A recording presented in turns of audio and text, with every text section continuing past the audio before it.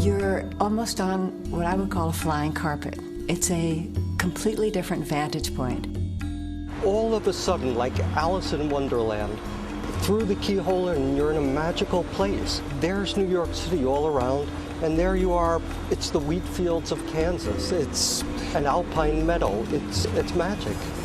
The High Line is this very mysterious ribbon, and the idea of restoring it and creating a park out of it is just a beautiful, romantic, and very aesthetic idea.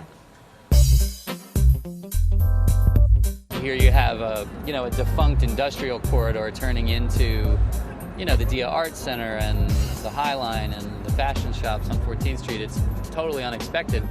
There's nothing like the High Line anywhere in the world. You see a slice of the city that connects you to it and disconnects you from it. And it makes you fall in love with the city all over again.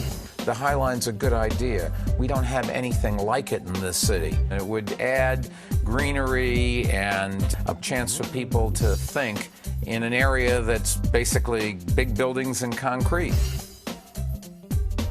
I realized that I had walked underneath it countless times and had no idea that it was here. It's a strange structure in that way. I think that there's a lot of New Yorkers that don't even really realize that it exists. And when I finally got the opportunity to step out here, I was just completely blown away.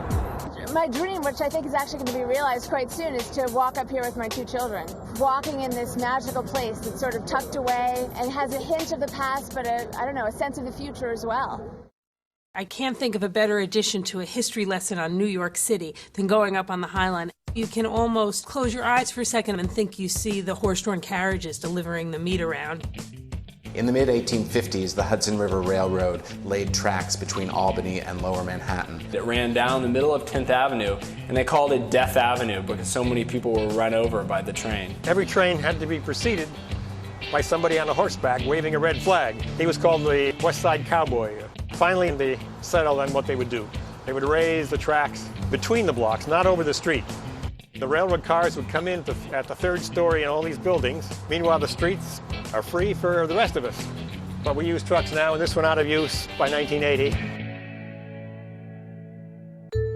It was an area of manufacturers, of warehouses, of shipping originally, and they didn't think about parks. And then it became residential, and suddenly people are saying, oops, where are the parks? We're, I think, 58 out of 59 in community boards for having the least park space in the city. Where we're standing right now, in the heart of the Meatpacking District, is the very first place that people enter up onto the High Line. It connects three neighborhoods, the Meatpacking District, West Chelsea, which is full of art galleries, and then the Hudson Yards, Hell's Kitchen neighborhood above that. It's something that people have really gotten behind. It's a source of optimism for the neighborhood.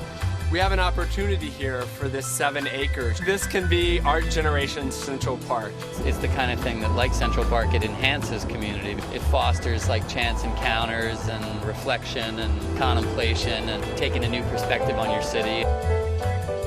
Central Park is a 19th century wonder. What do we have in the 21st century in the way of park opportunities? Well, certainly nothing like 843 acres, but we have the High Line. Will it look like Central Park? No, it's not a refuge from the city, it's part of Lower Manhattan, and that's a wonderful thing. When you invest in parks, you actually see an enormous benefit that will more than pay the cost of the investment, and that's what we're here to do, is we're here to make investments in the future of the city. And we think the High Line is just a terrific investment in our future.